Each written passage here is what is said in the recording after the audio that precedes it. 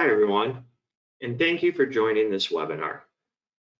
My name is Tim George, and I'm a member of the customer success team here at Displayr.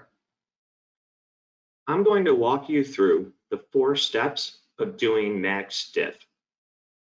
If you have any questions, please type them into the questions field in GoToWebinar, and I'll go through them at the end. I'll show you how to do MaxDiff in Displayr, but it works exactly the same in Q. And I'll show you instructions for Q as well. Later this week, we'll email you a recording of this webinar and a link to the document I'm presenting and working in. And you can download our free MaxDiff ebook that has a lot more detail, including instructions for both Displayr and Q.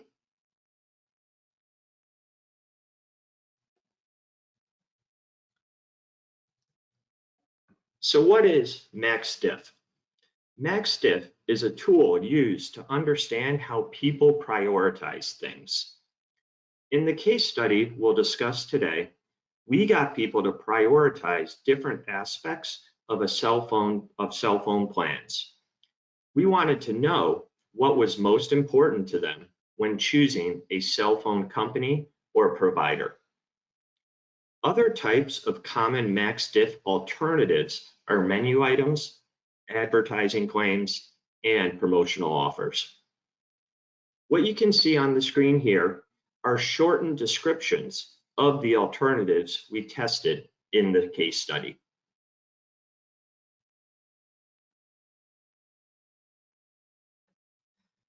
MaxDiff has its own special type of survey question. People are shown a subset of the alternatives and asked to choose the one that's most important or preferred and the one that's least important or preferred. I'll give you a moment to review the example shown here.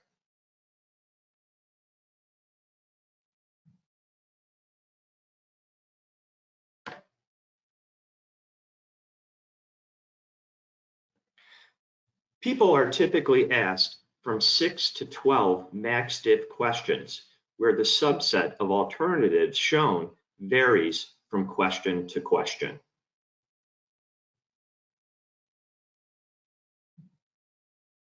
By looking at how people's choices change based on the subset of alternatives shown, we can work out what's important to them.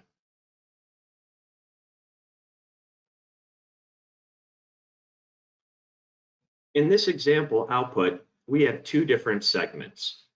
Both prioritize price as most important, but the talker segment's number 2 priority is coverage, whereas the viewers have a much higher preference for streaming speed and mobile hotspot. So MaxDiff is a measurement tool that's designed to measure how people prioritize different things.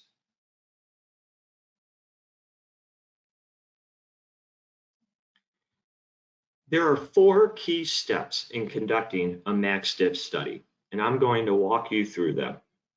Step 1 is creating the experimental design. That is, working out the specific MaxDiff questions to ask. Step 2 is fieldwork. That is, collecting the data. Step 3 is creating and running a model. Typically, something called a hierarchical Bayes model is used. And finally, step 4 is extracting and analyzing the utilities from the hierarchical Bayes model to work out what patterns exist in the market.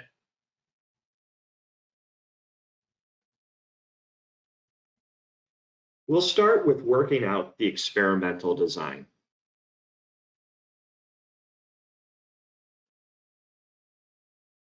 An experimental design is a table of numbers, just like this one shown here. The first row of the experimental design tells us what goes in the first question.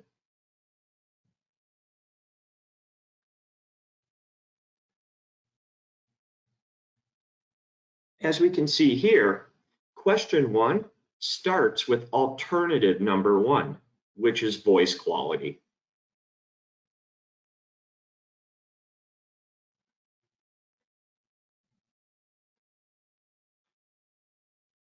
When we replace the alternative numbers with words, it gets a bit easier to read.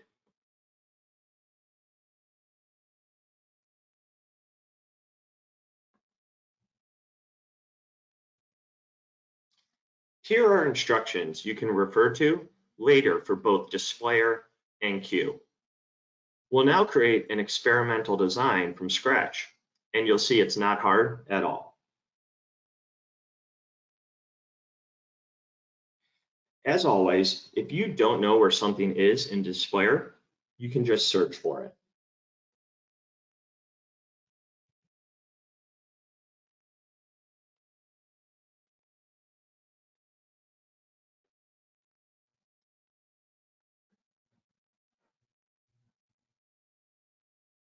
By default, the software creates a design with 8 alternatives.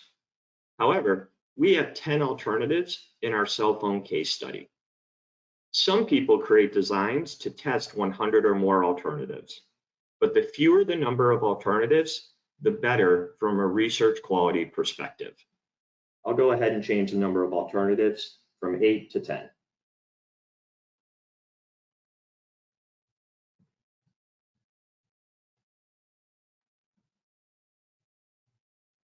You can see we get an orange warning saying something's amiss.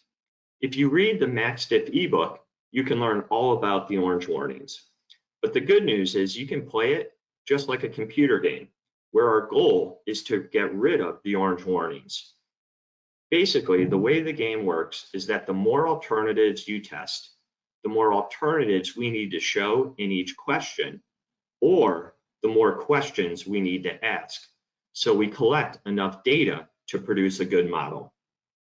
Unless your alternatives are very wordy, you can usually have 5 alternatives per question. So I'll do that.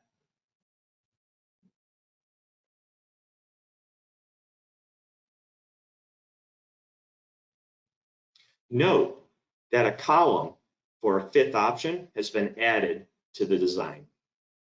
And we also got rid of the orange warning, but that doesn't mean we're finished.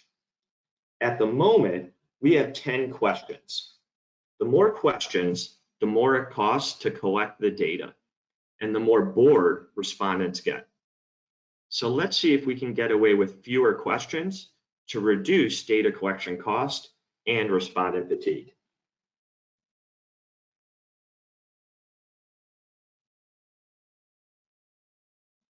Okay, we get another orange warning. I'm actually going to reduce the number of questions further. Let's see if we get lucky with 6 questions.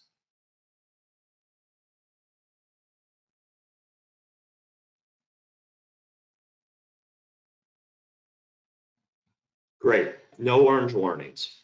So I've done this before, and I can tell you that 6 questions is as low as we can go without orange warnings.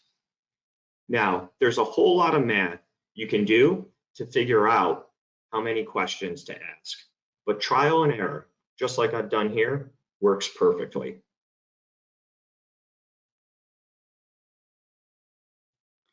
If you only need to do segmentation, then your best bet is to have one version of questions for all respondents. Otherwise, it's a good idea to have multiple versions. Versions are sometimes called blocks. 10 versions are probably enough, but I'll do 100 versions just to be safe.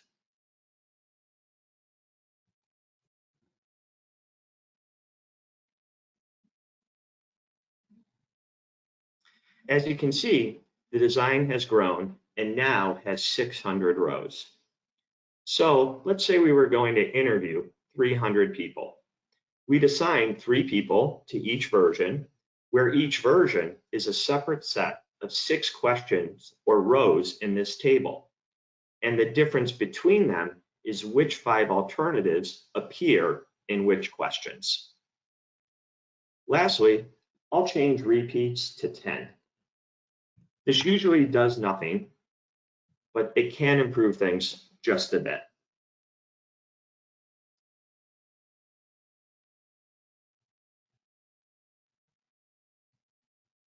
Step 2 is fieldwork, or data collection. Our software will do the experimental design, modeling, and analysis for MaxDiff, but we don't do the fieldwork or data collection. However, here are some data collection tips. I won't read these tips, but I'll give you a moment to scan through them. Again, we'll share the link to this document later this week.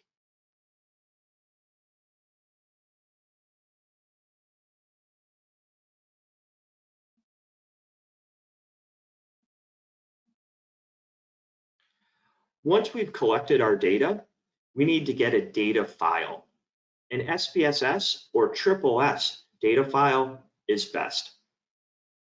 Using the experimental design that I just showed, we went ahead and collected 300 interviews. I'll add the data file now.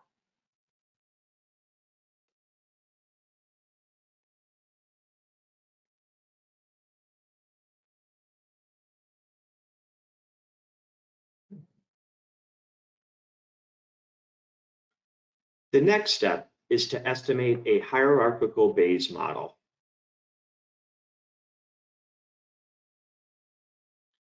Here are our instructions for Displayr and Q. I'll give you a moment to review.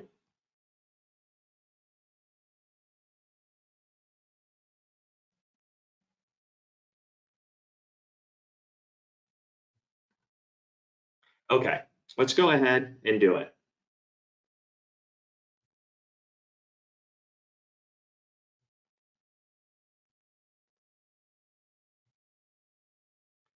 First, I need to hook up the experimental design that I created to the model.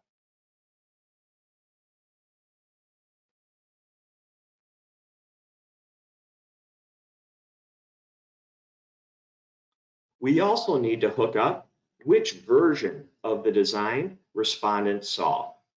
It's mission critical that you have a variable in the data file that records which version each respondent saw. For example, hovering over the version variable in the data file, we see that the first respondent saw version 47, while the second respondent saw version 59.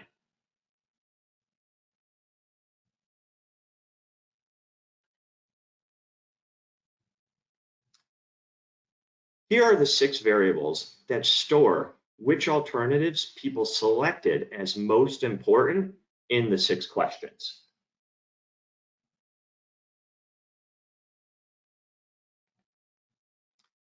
And here are the 6 variables that store their least important selections for the 6 questions. The model will take a few moments to compute, so let me show you how we do this in Q while we wait. As shown in the instructions, we create the experimental design this way. You go to Create, Marketing, MaxDiff, and Experimental Design.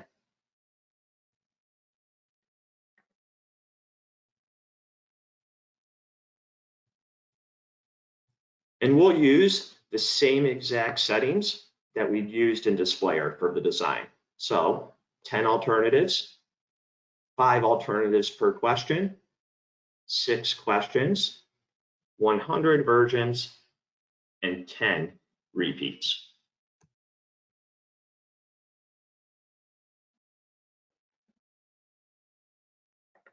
Here we go. We also run the hierarchical Bayes model in exactly the same way. So just go back to Create, Marketing, MaxDiff, and now select Hierarchical Bayes. And just like in Displayr, you need to hook it up to the design. You need to point it to the variable that records each respondent's version, and then select the 6 best or most important variables. And lastly, select the 6 worst or least important variables. And then you're off and running. All right, let's jump back to Displayr. And you can see the results from the hierarchical Bayes model. Okay. We've got some orange warnings. They're telling us to run some more iterations. Be a bit careful here. It's only in recent years that it's become clear that a lot of the older software doesn't run for enough iterations. I'll set the number of iterations to 1,000.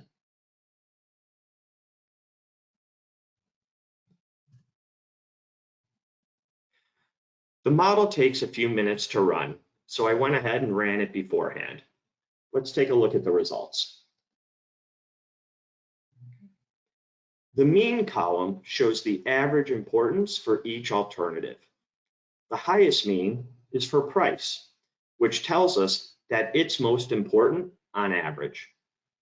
If we look at the histogram to the left, though, we can see that people vary quite a bit. Blue means above average, and red means below average. So, in the case of price, we can say that most people consider it to be above average in importance. But let's contrast that with premium entertainment. The average is low, and just about everybody has a score below 0. So it's unimportant to almost everybody. Now, this output that we see here is too complicated for most clients. So we need to extract the utilities, which are the underlying measures of the importance of each alternative. I'll go ahead and do that.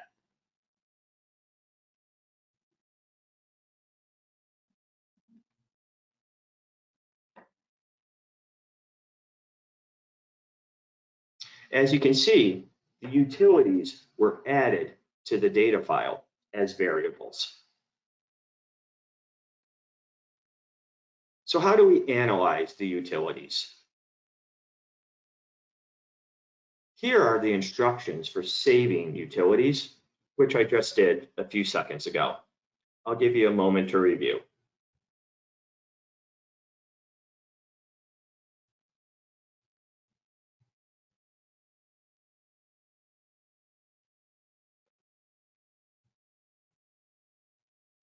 We can show the average utilities in a summary table like this one here, but this can lead to painful and unproductive discussions when clients ask what exactly the numbers mean. So we've developed a special chart just for this, which we call a bump chart. It's great for showing relativities.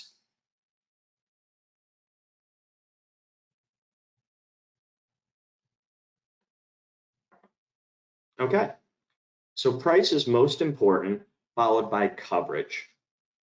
Let's see if this differs by gender.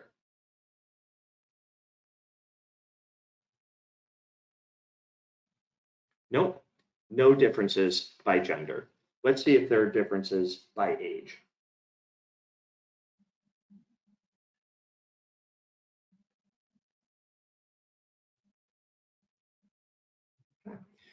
We see when comparing across age or by age that the most important alternatives, price and coverage, are consistent across age groups. But we see that streaming speed in particular is less important to the oldest age group.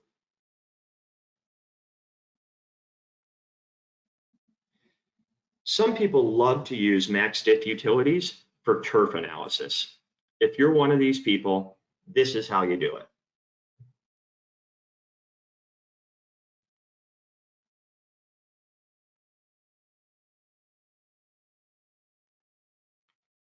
First, we convert the zero-centered utilities that we saved into ranks.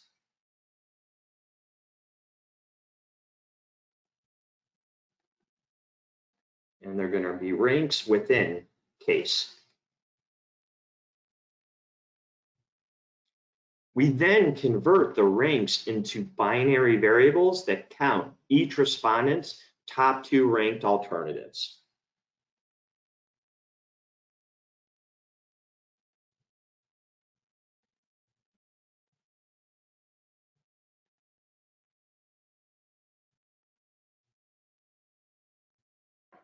I'll now go and start a turf.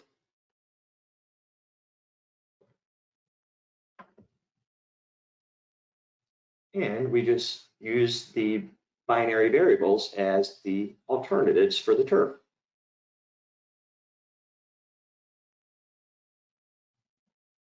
Okay, so the best two alternative portfolio is price and coverage, followed by price and streaming speed. If you want to see the top three alternative portfolio, just increase the portfolio size to 3.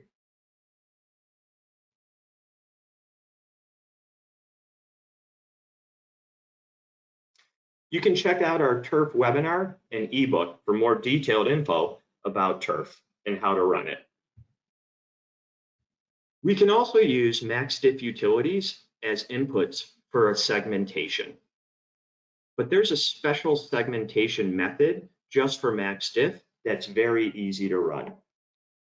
We just duplicate the hierarchical Bayes model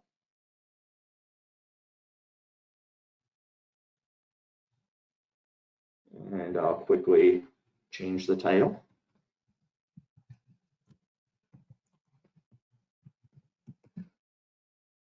And after duplicating the hierarchical Bayes model, we just change its settings. So instead of doing a hierarchical Bayes model, we can do a latent class analysis. And I'll set the number of classes to 4.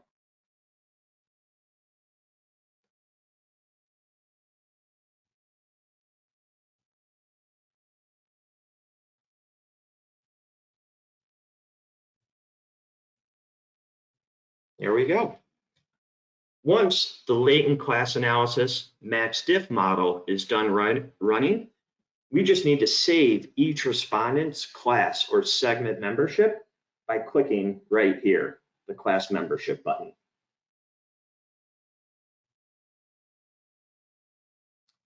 And you see the class membership variable is added to the data file.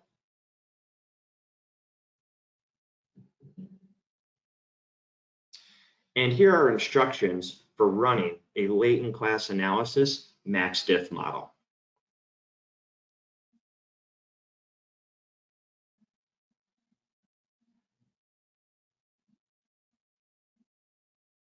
Great. Now let's move on to your questions and answer as many of them as possible in the remaining time. Just give me a few seconds to switch gears and review the questions.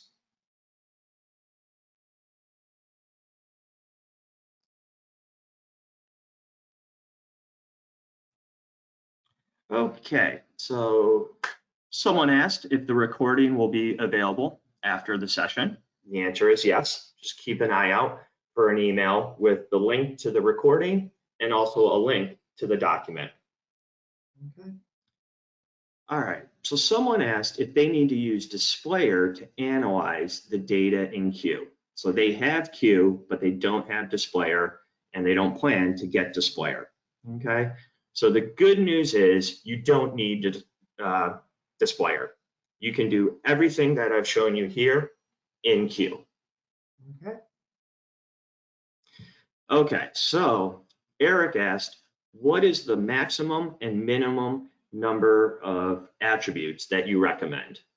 Okay, so great question, Eric. You know, there's no hard and fast rule, but the one thing I would say is, you know, you do need to be very prudent and make sure that you're only including attributes or alternatives that you absolutely need to test. Okay, if you're not sure about an attribute and whether or not to include it, I would lean towards not including it. Again, you only want to test attributes or things that you absolutely need to test. Okay, like I said earlier, some people do test upwards of 100 attributes in a MaxDiff, but the more attributes you have, you know, the more you're going to ask of respondents. You do run the risk of respondent fatigue. Okay. All right. So Guy asked, is hierarchical Bayes the best model to use? And he said, I saw in the list, let me see, just need to make it a little bigger. a few different types of analysis. Good question, Guy. The answer is yes. It is, hierarchical Bayes. That is the gold standard for estimating a MaxDiff model and MaxDiff utilities. But if you are looking to do segmentation in both Displayr and Q, you do have the weight and class analysis, which basically will, run the MaxDiff model and perform your segmentation at the same time. But again, just answer your question, hierarchical Bayes is the best model to run. Okay, so someone asked about anchored MaxDiff. Okay, so let's see. And they asked, all right, does Displayr handle anchored MaxDiff? The answer is yes, you can do anchored MaxDiff in Displayr and in Q, but it is quite involved and a lot more involved than running, executing a standard MaxDiff in Displayr or Q. Okay, so Joanne asked, why 100 versions in the experimental design with 300 respondents? Like I said, Joanne, I think you could get away with maybe 10 versions or blocks in the design, but it can't hurt to have more. So we just bumped it up all the way to 100. The key thing is when you have multiple versions in your design, you want to make sure that each version is seen or evaluated by roughly an equal number of respondents. Okay. And yeah, Joanne said, hey, if you have 100 versions and 300 respondents, won't each version be only seen by a few people? And the answer is yes. So if you have fewer versions, more people will see each version or evaluate each version. Okay. Michael asked, is the number of iterations based on the number of respondents that take this survey? Good question, Michael. The answer is no, not for hierarchical Bayes model for MaxDiff. It is, modeling is trial and error. So Displayr and Q starts with 100 iterations. And if you run a model with that many iterations, and then, you get the orange warning saying, hey, you need to run more, we advise, doubling it. So try 200, see how it goes. And if 200 is not sufficient, then double that. Okay. So Kevin asked, can you do conjoint studies in Displayr and Q? The answer is yes. Just like for MaxDiff, you can use Displayr and Q to generate an experimental design for conjoint and estimate your utilities. And in Displayr, you can create a preference simulator. Okay, let's see, just give me a second, review a few more questions. How to do turf in Q. It's really straightforward. Vidas asked about doing turf in Q. I can follow up with you with instructions for doing that.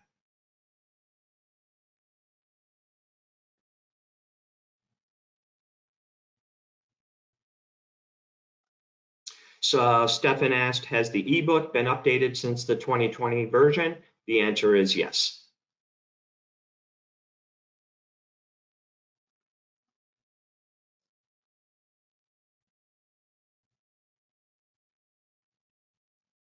So Brendan had a great question about rescaling, the MaxDiff utilities. So with values that sum to 100, he asked how to do this. Brendan, I'm happy to follow up with you. Great question, and I'll provide instructions on how to do that.